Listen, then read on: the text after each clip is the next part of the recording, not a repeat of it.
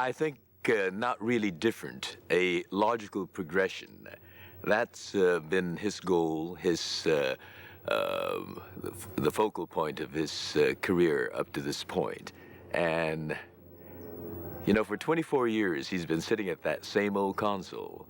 He's supposed to be a very, very bright guy, eminently capable, graduated from Starfleet Academy #1.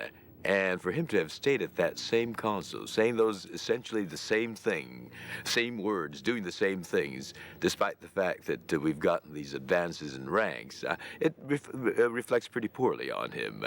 And again, here we have the recognition of the reality of his great capabilities and making it, in fact, so as he becomes the captain of his own starship.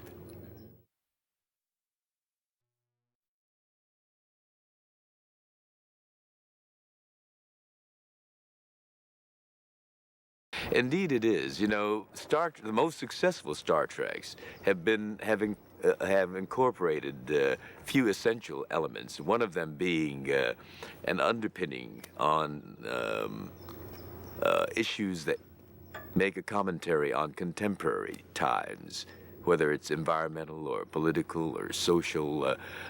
There's that underpinning. There's the other element of our characters personifying ideals, indeed being heroes, heroic qualities to them. And you see that in all of the characters. And another essential element is our heroes working together in concert on a common cause. And you see that despite the fact that, in my case, I'm the captain of the Excelsior and working physically apart, but yet spiritually in unison.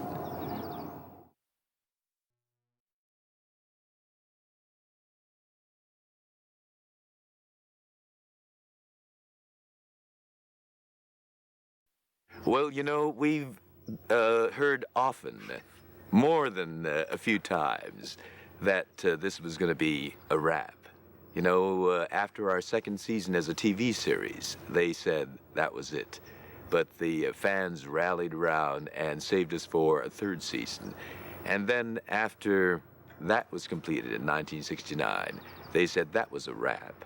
And we were proud of what we did, certainly, but a little saddened by the fact that we won't be working together again. Well, 10 years after that, we were back together in a little different looking uniform, but still in that circular uniting configuration of the bridge of the Enterprise. But because that was so costly a project, they said that would be the only one. And when they said wrap on that, we said, yeah, but it was an extraordinary achievement 10 years after that to have a major motion picture. But then that made tons of money. So we did another one with Nick Meyer, this time as a director, Star Trek II, The Wrath of Khan. But they said that was going to be the final one. So final that we killed off Spock. And, you know, you can't imagine Star Trek going on without a Spock. And so when that was a wrap, we felt, well, that was going to be it. And, yeah, it was a nice, incredible run we had. And we'll go on from there. But then that made tons of money. So we thought, well, that wrap wasn't the final wrap after all. And we did another one called The Search for Spock. And guess what? We found him.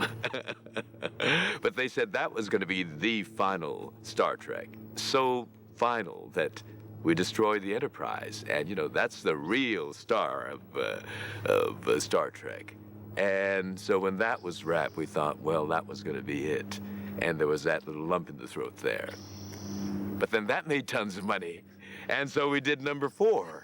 And we thought, you know, the voyage home, once we get home from Vulcan, that's it.